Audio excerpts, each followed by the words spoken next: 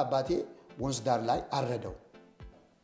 አውሬ ስሙ ራሱ አውሬ ነው የሚባለው። እኔም ከጣዖት ከሚያመልኩ ሰዎች አንዱ እኔ ነኝ።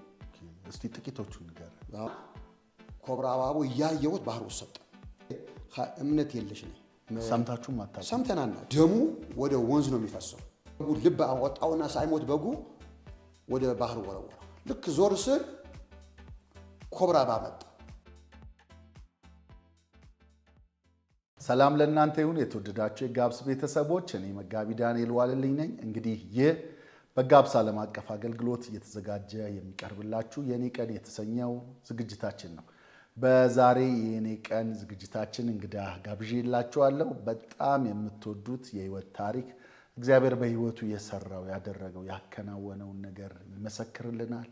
ጌታን ከማወቁ በፊት ምን አይነት ህይወት ነበረው የሚለውን ያወራልናል። በአገልግሎት ያለፈበትን ተግዳሮቶቹን፣ ቻሌንጆቹን ይነግረናልና ወንጌላዊ ሰይፉ አበጋዝ እንኳን ደህና መጣህ እላለሁ። ደስ ብሎኛል ዛሬ ካንተ ጋር ስለማሳለፍ። ጌታ ይባርክ። አሜን። ፓስተር ጌታ ይባርክ። አሜን። እኔም በጣም ነው የምወድህ። ቴንክ ዩ። በተለይ ሚዲያ ላይ ሳያ ስጦታ የምትሰጠው ነገር በጣም ይባርከኛል። ጌታ ኢየሱስ ይባርክ። የኢየሱስ ህይወት በአንተ ላይ ይቻላል። እሰይ ተባረክ። በጣም ነው የምወድህ። ቴንክ ዩ። ተባረክ። ድሮ በዛ በችግሩ ዘመን አሉ አንተ ራስህ ስትነግረኝ ይሄ ሰውዬ እኔ ቤት አይመጣም እንደ እያልክ ነበር። እውነት ነው። ሚዲያ ላይ ሳየህ ቤቴ ውስጥ 4 ወንበር ነበር። ዋው! ጌታ ምንድነው አትናገረውም? ጠቁመው እንጂ ልደውል ሁሉ ነበር።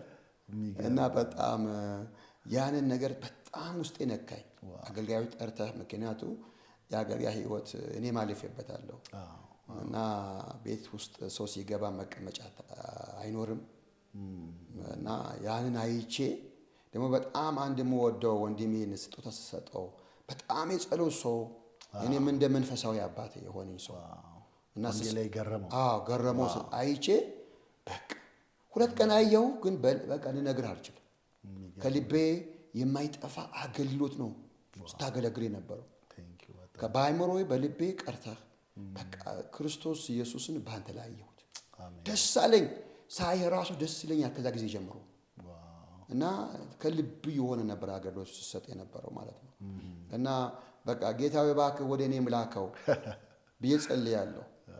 እና ክብር ለኢየሱስ ይሁን። ጌታ ይባረክ። እንግዲህ ደግሞ ዛሬ ደግሞ በእንዲህ አይነት መልኩ ተገናኝተናል። እግዚአብሔር ይባረክ። እንደው እስቲ ወደኋላ ልመልስህና ወንጌላዊ ሰይፉ ጌታን ከማግኘቱ በፊት ማን ነበረ? ምን አይነት ህይወት ነበረው? እስቲ የኋላ ታሪክህን አጫውተን። ያው እኔ አገር ቤት ተወልጄ ነው ያደኩት። ገጠር ውስጥ 7 ቤት ጉራጌ ምድር ነው ተወልጄ ያደኩት። እዛ የጉራጌ ልጅ ከተወለደ በኋላ በቃ በእግዚአብሔር ምሕረትና ቸርነት ነው የሚያድገው። አገር ቤት አደኩኝ።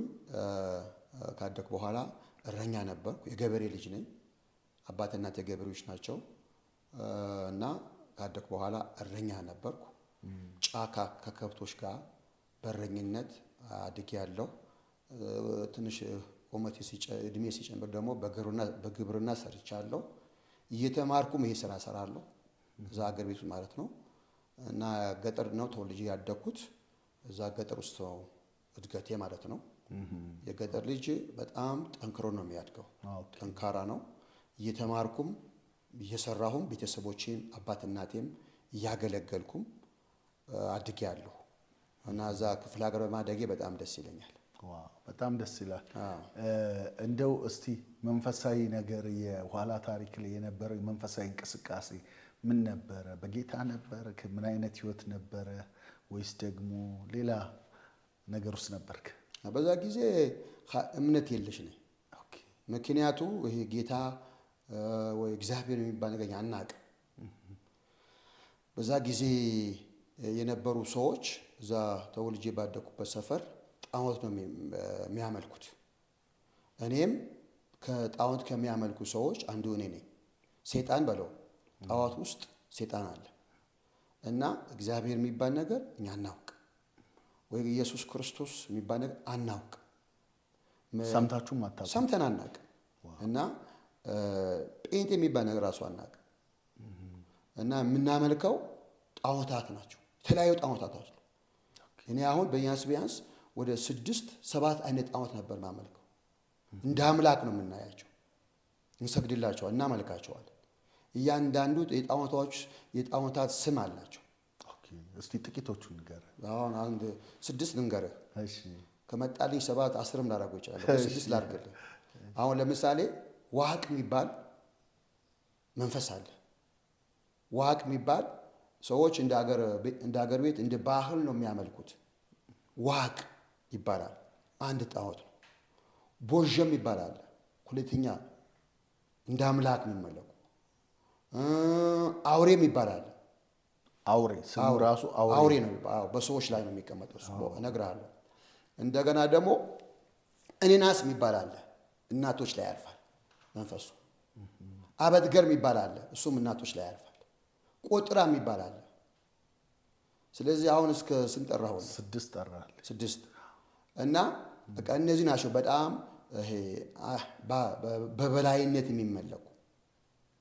ሌላ ጥቃቅኖቹም አሉ። እነዚህ በበላይነት የሚመለኩ ታዋቂ ናቸው። እነዚህ ነበረ በየጊዜው እያከበርን የምናመልካቸው የምንሰግድላቸው። ዋቅ፣ ቦዠ፣ ኔናስ፣ አበትገር፣ አውሬ፣ ቆጥራ፣ እነዚህ ነበር ማመልከው። እንደ አምላክ ማመልካቸው እነዚህ ነበሩ። በተለይ ይሄ አውሬ ያልኩህን ስፕሪት አባቴ ላይ ነበር ያረፈው። ትላልቅ ሰዎች ላይ ያርፋል እና ያ ለዛ ለአባቴ ላይ ያለ አውሬ ቤተሰብ ሁሉ ይገዛለታል። ልጆች በሙሉ አካባቢ በሙሉ ይገዛለታል። አውሬው ይከበራል እና ወር በገባ በመጀመሪያ ቀን በዓል አለው። የመጀመሪያ ቀን በዓል እና በአገር ቤት ባህል የተለያየ ሽታ ጎመን፣ አይቢ፣